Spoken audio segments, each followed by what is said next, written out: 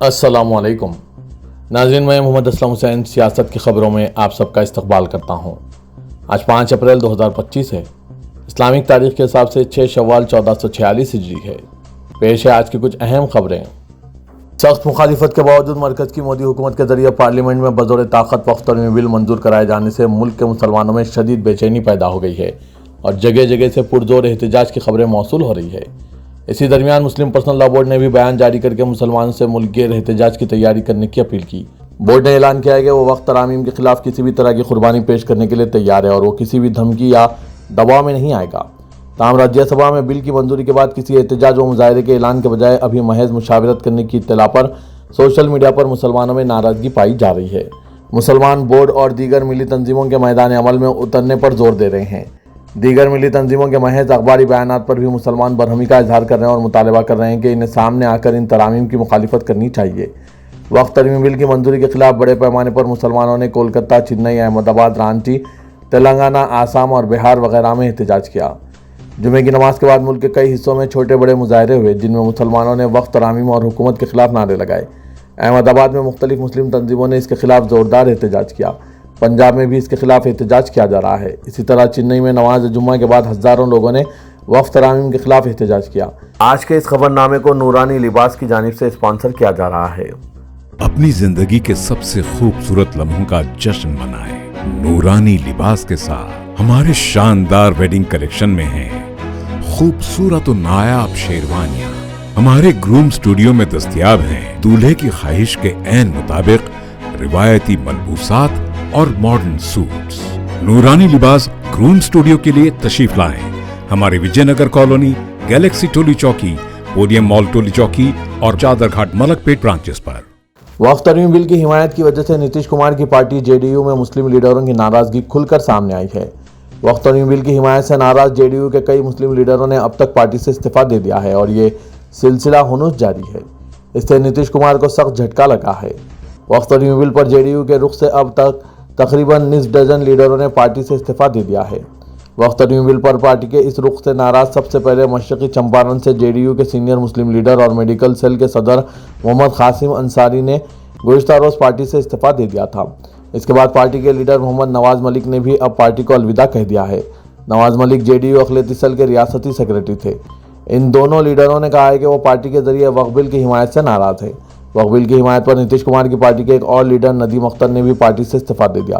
वक्फ तर्मीमी bill के लिए party की हिमायत के खिलाफ पार्टी छोड़ने वालों में मुजफ्फरपुर के तबरेज़ सिद्दीकी, अलीगढ़ और जेडीयू लीडर राजू नारायण ने भी अपना इस्तीफा सौंप दिया है।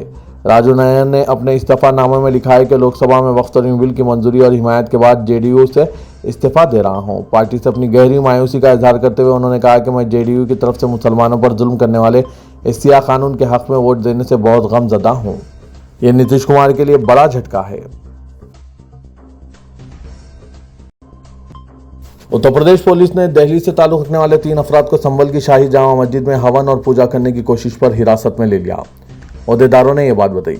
नमाज जुमा के मद्देनजर इंतजामिया ने मस्जिद के तरफ भारी सिक्योरिटी फोर्स लगाई थी।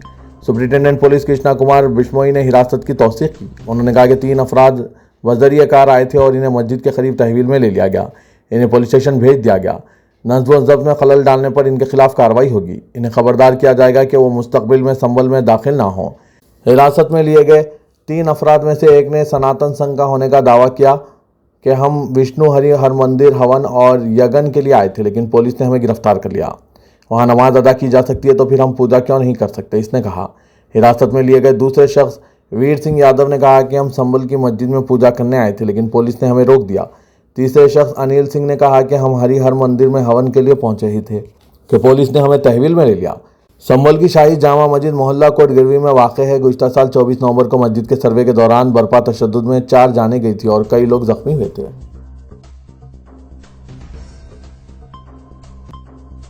वक्फ तर्मीमी बिल के मंजूर होते ही उत्तर प्रदेश की योगी आदित्यनाथ हुकूमत ने वक्फ जायदादों के खिलाफ सख्त रवैया इख्तियार करना शुरू कर दिया है। हुकूमत ने तमाम जिले मजिस्ट्रेट्स को हिदायत दी है कि वो ऐसी तमाम वक्फ इमलाक की निशानदेही करें जिनका महकमा रेवेन्यू में रिकॉर्ड दर्ज नहीं है और जिन्हें क़वायद के खिलाफ वक्फ करार दिया गया है। इन जायदादों की निशानदेही करके मज़ीद ज़ब्ती की कार्रवाई की जाएगी। रेवेन्यू डिपार्टमेंट के मुताबिक उत्तर प्रदेश में वक्फ बोर्ड की तरफ से दावा करदा ज़्यादातर जायदादों का कोई सरकारी रिकॉर्ड नहीं है। रेवेन्यू रिकॉर्ड के मुताबिक सुन्नी वक्फ बोर्ड के पास सिर्फ 2533 जायदादें रजिस्टर्ड है, जबकि शिया वक्फ बोर्ड की सिर्फ 430 जायदादें सरकारी तौर पर रजिस्टर्ड है, जबकि वक्फ बोर्ड की तरफ से ऐलान करदा आदाद शुमार इससे कहीं ज़्यादा है। रियासत उत्तर प्रदेश में 2 वक्फ बोर्ड हैं। सुन्नी वक्फ बोर्ड की जायदादों की तादाद 1,24,355 है, जबकि शिया वक्फ बोर्ड के पास 7,725 जायदादें हैं। लगाया जा रहा है कि बड़े पैमाने पर तालाब, खेत और गाँव की कम्युनिटी के ज़मीनों को भी वक्फ करार दिया गया है, जिसे हुकूमत ने मुकम्मल तौर पर गैर कानूनी करार दिया जा रहा है। हुकाम का कहना है कि सरकारी अराजी, गाँव की सोसाइटी की ज़मीन और अवामी इमलाक को किसी भी हालत में वक्फ करार नहीं दिया जा सकता। सिर्फ वही जायदादें वक्फ समझी जाएगी जो किसी शख्स की तरफ से वाज़ेह तौर पर अतिया की गई है। हुकूमत ने वाज़ेह किया है कि गैर कानूनी तौर पर वक्फ करार दी गई हर जायदाद पर कानूनी कार्रवाई की जाएगी और जिम्मेदारों पर भी जिम्मेदारी का तयन किया जाएगा। इस तरह से साफ जाहिर हो रहा है कि योगी हुकूमत मुसलमानों की जायदादों को निशाना बनाने के लिए तैयार है। नाज़रीन, इसके तहफ़्फ़ुज़ के लिए क्या इक़दाम करने की ज़रूरत है? आप नाज़रीन अपने ख़यालात कमेंट के ज़रिए ज़रूर बताइएगा। महकमा आसार खदीमा ज़िला इंतज़ामिया के तालमेल से मुसलसिल सरगर्म इक़दाम कर रहा है ताकि महाराष्ट्र के खुलदाबाद में वाक़ मुग़ल शहंशाह औरंगज़ेब के मकबरे को कोई नुकसान ना पहुँचे। पार्लियामेंट में यह बात बताई गई। मरकज़ी वज़ीर सक़ाफ़त गजेंद्र सिंह शेखावत ने राज्यसभा में एक सवाल के तहरीरी जवाब में ये इत्तला दी। इनसे पूछा गया था कि आया ये हकीकत है कि औरंगज़ेब का मकबरा आसार खदीमा के ज़ेर तहफ़्फ़ुज़ तारीख़ी इमारत है और ये तफसीलात ASI की वेबसाइट पर मौजूद है या इन्हें हालिया धमकियों के बहाने से हटा दिया गया। शेखावत ने कहा है कि खुलदाबाद ज़िला औरंगाबाद महाराष्ट्र में औरंगज़ेब का मकबरा ASI प्रोटेक्टेड मोनूमेंट में से एक है। तफसीलात ASI की वेबसाइट पर मौजूद है। औरंगज़ेब का मकबरा ASI के औरंगाबाद सर्कल के तहत आता है। उन्होंने कहा कि महकमा आसार खदीमा ज़िले इंतज़ामिया के तालमेल से मुसलसिल सरगर्म इक़दाम करता रहता है ताकि मकबरे को कोई नुकसान ना पहुँचे। सदर कुल हिंद मजलिस इत्तेहादुल मुस्लिमीन और रुकन पार्लियामेंट असदुद्दीन अवैसी ने वक्फ तरमीमी बिल 2025 की मंजूरी के खिलाफ हुसूल इंसाफ के लिए सुप्रीम कोर्ट से रुजू हो गए हैं। सदर मजलिस ने सुप्रीम कोर्ट में अपना मुकदमा दायर कर दिया। असदुद्दीन अवैसी की जानिब से जफ़र अहमद एडवोकेट ने सुप्रीम कोर्ट में मुकदमा दर्ज करवाया, जिसका नंबर 17,837/2025 है। असदुद्दीन अवैसी ने मुकदमे के इंदराज के बाद सहाफ़ियों को बताया कि वक्फ तरमीमी बिल के जरिए मुसलमानों के बुनियादी हुकूक़ की खिलाफ वर्जी हो रही है। ये बिल मुस्लिम मफादात के खिलाफ हैं। सुप्रीम कोर्ट में इनकी जानिब से इस मुकदमे में जनाब निज़ाम पाशा एडवोकेट पैरवी करेंगे। असदुद्दीन अवैसी ने कहा कि उन्होंने अपनी पार्टी की जानिब से यह मुकदमा दायर करवाया है। कुल हिंद मुस्लिम पर्सनल लॉ बोर्ड के इजलास में इस बात का फैसला किया जाएगा कि मुस्लिम पर्सनल लॉ बोर्ड किस तरह से इस बिल के खिलाफ कार्रवाई करेगा और सुप्रीम कोर्ट में पैरवी करेगा। शिवसेना के रुकने पार्लियामेंट संजय निरुपम ने वक्फ तरमीमी बिल के खिलाफ एहतजाज करने वाले मुसलमानों को धमकी देते हुए कहा कि जो लोग इस कानून की मुखालिफत करेंगे, शाहीन बाग बनाने की कोशिश करेंगे, वो ना भूलें कि कभी भी इनका जलियांवाला बाग हो जाएगा। पूरे मुल्क में वक्फ तरमीमी बिल के खिलाफ जारी एहतजाज के दरमियान शिवसेना के रुकने पार्लियामेंट संजय निरुपम ने मुसलमानों को धमकी दी है कि वो एहतजाज के दौरान फिर से एक मरतबा शाहीन बाग बनाने की कोशिश ना करें। कांग्रेस पार्टी ने पार्लियामेंट में वक्फ तरमीमी बिल को बतौर ताकत मंजूर कराए जाने पर अपोजिशन के साथ मिलकर सख्त एहतजाज करने के बाद अब इसको सुप्रीम कोर्ट में चैलेंज करने का फैसला किया। पार्टी ने कहा कि जिस तरह इसने शहरियत तरमीमी कानून, इबादत गाहों के तहफ़्फ़ुज़ एक्ट और दीगर मामलों पर सुप्रीम कोर्ट से रुजू किया, वो वक्फ तरमीम के खिलाफ भी सुप्रीम कोर्ट का दरवाज़ा खटखटाएगा। कांग्रेस के जनरल सेक्रेटरी जयराम रमेश ने इस सिलसिले में लिखा कि शहरियत तरमीमी एक्ट 2019 को कांग्रेस पार्टी के चैलेंज पर सुप्रीम कोर्ट में समाअत जारी है। हक़ इत्तलात कानून 2005 में तरामीम के खिलाफ भी पार्टी ने सुप्रीम कोर्ट से रुजू किया था, जिस पर समाअत जारी है। इबादत गाहों के तहफ़्फ़ुज़ एक्ट 1991 की रूह और दफ़ात के तहफ़्फ़ुज़ के लिए कांग्रेस मत की मदाखलत की अर्जी सुप्रीम कोर्ट में ज़ेर अल्तवा है। उन्होंने मजीद कहा कि कांग्रेस वक्फ तरमीमी बिल 2024 की आईनी हैसियत को चैलेंज करने के लिए बहुत जल्द सुप्रीम कोर्ट से रुजू करेगी। हमें यकीन है कि हम आईन हिंद में दर्ज उसूलों, दफ़ात और रिवायत पर मोदी हुकूमत के हर हमले की सख्ती से मुखालिफत करते रहेंगे। पार्लियामेंट का बजट इजलास जो 31 जनवरी को शुरू हुआ था, जुमा 4 अप्रैल को गैर मुअय्यना मुद्दत के लिए मुलतवी कर दिया गया। दोनों ऐवानों को जुमेरात 13 फरवरी को तातील के लिए मुलतवी कर दिया गया था। 10 मार्च को कार्रवाई दोबारा शुरू हुई और 4 अप्रैल तक जारी रही। इस दौरान लोकसभा में 118% काम हुआ। पार्लिमानी और अक़लियती उमूर के मरकज़ी वज़ीर किरण रिजिजू ने पार्लियामेंट के बजट इजलास के अख्तिताम के बाद एक प्रेस कॉन्फ्रेंस की, जिसमें मरकज़ी वज़ीर अर्जुन राम मेघवाल और डॉक्टर एल मरोगन भी मौजूद थे। किरण रिजिजू ने बताया कि पूरे बजट इजलास के दौरान मजमूई तौर पर 26 नशिस्तें हुई। 173 अराकीन ने मुख्तलिफ उमूर पर बहस में हिस्सा लिया। राज्यसभा में भी इस तरह का कामकाज हुआ। इस सेशन की खास बात यह रही कि मोदी हुकूमत ने अपना एक और मुतनाज़ा कानून बिल की शक्ल में अपनी अक्सरियत के दम पर रात के अंधेरे में मंजूर करवा लिया। इस दरमियान हुकूमत ने गुज़श्ता रात निस्फ शब के बाद منی پور میں صدر راج لگانے کے بل کی توثیق کروا لی۔ حکومت کے ان طور طریقوں پر شدید تنقیدیں ہو رہی ہے۔ اپوزیشن پارٹیوں نے حکومت پر الزام لگایا کہ وہ پارلیمنٹ میں بھی من مانی کرنے کی کوشش کر رہی ہے، جسے روکنے کی ضرورت ہے۔ مسلم مفکر و پدم شری پروفیسر اختر الواسع نے پارلیمنٹ سے وقف ترین بل کی منظوری پر سخت برہمی کا اظہار کرتے ہوئے اس کو مسلمانوں کے مذہبی و آئینی حقوق پر حملہ قرار دیا۔ انہوں نے کہا کہ حکومت نے مسلم دشمنی کا مظاہرہ کرتے ہوئے اس بل کو پارلیمنٹ سے پاس کرایا، جس سے نہ صرف اوقاف پر قبضہ آسان ہو جائے گا بلکہ ملک سے اسلامی تاریخ بھی پوری طرح سے مٹا دی جائے گی۔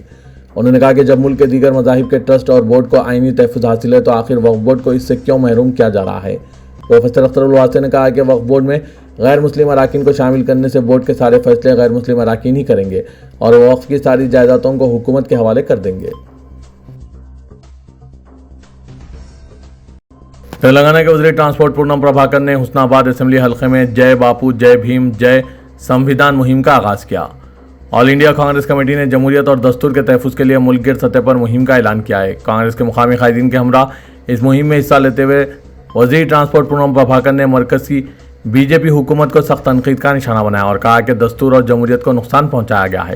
انہوں نے کہا کہ آزادی کے بعد جمہوری اور دستوری اداروں کو مستحکم کرنے کی مساعی کی گئی۔ ڈاکٹر بی آر امبیڈکر نے دستور میں تمام طبقات کو یکساں حقوق فراہم کیے۔ پسماندہ طبقات کو تحفظات کی گنجائش فراہم کی گئی، جس کے نتیجے میں قانون ساز اداروں اور مجالس مقامی میں پسماندہ طبقات کو نمائندگی حاصل ہوئی ہے۔ انہوں نے کہا کہ بی جے پی اور مرکزی حکومت نے مہاتما گاندھی اور ڈاکٹر بی آر امبیڈکر کے مقام کو گھٹانے کی کوشش کی ہے۔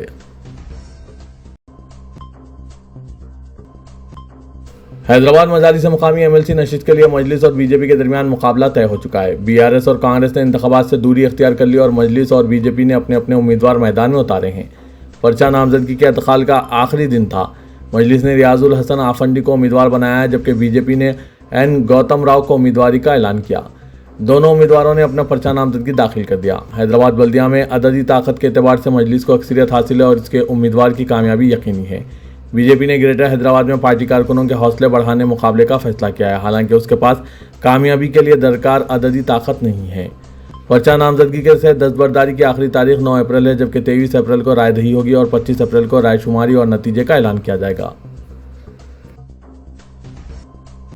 تلنگانہ میں جہاں ایک طرف برڈ فلو کا خطرہ بڑھ گیا ہے تو دوسری طرف شہر کے ایک ریسٹورنٹ کی غذا استعمال کرنے سے درجنوں افراد شدید متاثر ہو گئے، جن کا شہر کے مختلف دواخانوں میں علاج جاری ہے۔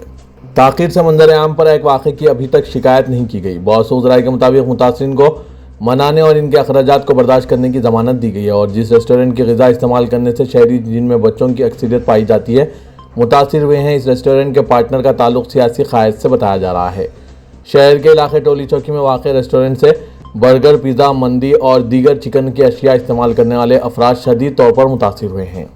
3 تا 4 دنوں سے ان کی صحت میں کوئی بہتری نہیں آئی تھی اور ان کی صحت کے متعلق افراد خاندان کافی تشویش کا شکار ہیں۔ ایسے واقعات سے بلدی حکام کی کارروائی کے دعوے کھوکھلے ثابت ہو رہے ہیں۔ ان علاقوں میں موجود ہوٹل ریسٹورنٹ پر بلدی حکام کی عدم دلچسپی اور اے ایم ایچ او پر مجرمانہ غفلت اور آمدن لاپرواہی کے الزامات بھی لگائے جا رہے ہیں۔ ریسٹورنٹ کی بھرمار اور اسٹریٹ فوڈ کی غیر معیاری سپلائی اور تیاری پر ٹھوس اقدامات کی شہریوں کی جانب سے درخواست کی جا رہی ہے، اور کمشنر بلدیہ کو چاہیے کہ وہ ایسے واقعات کا سخت نوٹ لیتے ہوئے مقامی متعلقہ ذمہ دار عہدیداروں کے خلاف بھی کارروائی کریں جو اس طرح کی مجرمانہ غفلت اور لاپرواہی کے الزامات کا سامنا کر رہے ہیں۔ بھارتیہ جنتا پارٹی میں گوشہ محل کی نمائندگی کرنے والے ملون رکن اسمبلی راجہ سنگھ پارٹی کی ریاستی قیادت کے لیے درد سر بن گیا ہے۔ پارٹی کے ہر فیصلے کی مخالفت کرتے ہوئے پارٹی قیادت کے خلاف بغاوت کر چکا ہے۔ تازہ طور پر ملون راجہ سنگھ نے حیدرآباد مقامی اداروں کے ایم ایل سی انتخاب کے لیے پارٹی کی قومی قیادت کی جانب سے اعلان کردہ پارٹی امیدوار کی سختی سے مخالفت کی۔ راجہ سنگھ نے مرکزی وزیر و تلنگانہ بی جے پی کے صدر جی کشن ریڈی کے خلاف بالراز تنقید کرتے ہوئے غلام گیری کرنے والوں کو پارٹی کا امیدوار بنانے کا سنسنیخیز الزام عائد کیا ہے، اور کہا کہ حلقے لوک سبھا سکندرآباد کے حدود سے امیدوار کا اعلان کرتے ہوئے دیگر لوک سبھا حلقوں کے پارٹی کے سینئر قائدین کو نظر انداز کرنے کا الزام عائد کیا۔ حیدرآباد مقامی مجالس اداروں کے ایم ایل سی الیکشن کے لیے پارٹی نے گوتم راؤ کو امیدوار بنانے کا سرکاری طور پر اعلان کیا ہے، جس کے بعد بی جے پی کے رکن اسمبلی راجہ سنگھ بھڑک گئے۔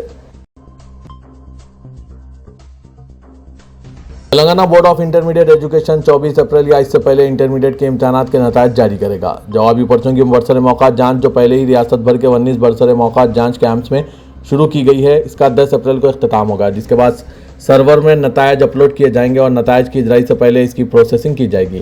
5 تا 25 مارچ ریاست بھر کے 1532 امتحانی مراکز میں ہوئے امتحانات کے لیے 9,96,971 طلبہ نے رجسٹریشن کروایا تھا۔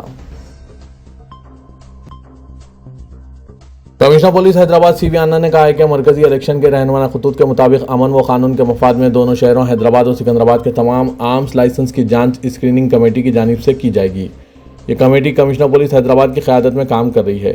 اسکریننگ کمیٹی کے فیصلے کی بنیاد پر عام لائسنس رکھنے والوں کو اطلاع دی جائے گی کہ آیا متعلقہ پولیس اسٹیشن یا محاذ آرمز ڈیلرز کے پاس ہتھیار جمع کروایا جائے یا نہیں۔ حیدرآباد ادارہ جات مقامی حلقے کے لیے 23 اپریل کو ہونے والے کونسل کے انتخابات کے سلسلے میں یہ احکامات جاری کیے گئے۔ اسکریننگ کمیٹی کا فیصلہ قطعی ہوگا۔ اگر آرمز لائسنس رکھنے والے اسکریننگ کمیٹی کے فیصلے پر عمل آوری کرنے میں ناکام رہے تو ان کے ہتھیار ضبط کرتے ہوئے قانون کے مختلف شق کے تحت قانونی چارہ جوئی کی جائے گی۔ حیدرآباد ٹریفک پولیس کی جانب سے نابالغ بچوں کو گاڑیاں چلانے سے روکنے کے لیے سخت اقدامات کیے جا رہے ہیں۔ نابالغ بچوں کے گاڑیاں چلانے پر 1 سال تک کے لیے اس گاڑی کا رجسٹریشن منسوخ کرنے کا انتباہ جاری کیا گیا۔ نابالغ بچوں کی جانب سے ڈرائیونگ کے باعث ہونے والے مہلک حادثات میں اضافے کے پیش نظر حیدرآباد ٹریفک پولیس نے 5 اپریل سے خصوصی انفورسمنٹ مہم کا آغاز کر دیا ہے تاکہ نابالغ بچوں کو گاڑیاں چلانے سے روکا جا سکے۔ ٹریفک پولیس کے مطابق موٹر وہیکل ایکٹ 1988 کے تحت نابالغ بچوں کے گاڑی چلانے کی سخت ممانعت ہے۔ اگر نابالغ بچے گاڑیاں چلاتے ہوئے پکڑے جائیں تو گاڑی کے مالکین جو عموماً والدین ہوتے ہیں انہیں بھی جواب دہی کا سامنا کرنا پڑے گا اور ان کے خلاف کارروائی کی جائے گی۔ ٹریفک پولیس نے انتباہ دیا ہے کہ اگر نابالغ بچے گاڑیاں چلاتے ہوئے پکڑے جاتے ہیں تو گاڑیوں کا رجسٹریشن 1 سال کے لیے منسوخ کر دیا جائے گا۔ ٹریفک پولیس نے والدین اور سرپرستوں سے خواہش کی ہے کہ وہ کم عمر بچوں کو گاڑیاں چلانے سے روکیں اور شہریوں سے درخواست کی گئی ہے کہ وہ ٹریفک پولیس کے ساتھ تعاون کریں، حادثات کو روکنے اور عوام کی زندگی کے تحفظ کے لیے ٹریفک قواعد کی پابندی کریں۔